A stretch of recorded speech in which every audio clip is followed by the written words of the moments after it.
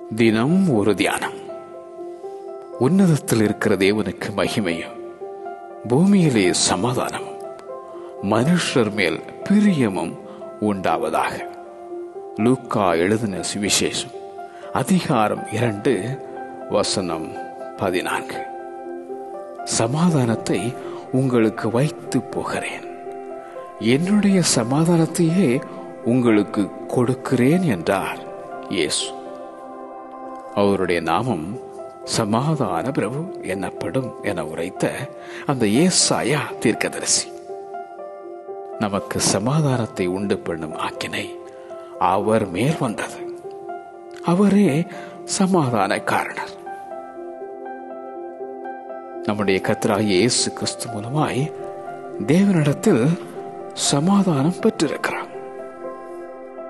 சமாதானத்தின் கர்த்ததாமே எப்பொழுதும் சகல விதத்திலும் உங்களுக்கு சமாதானத்தை தந்தருளுவாராக என எழுதும் அப்போஸ்தலனாகிய பவுல்.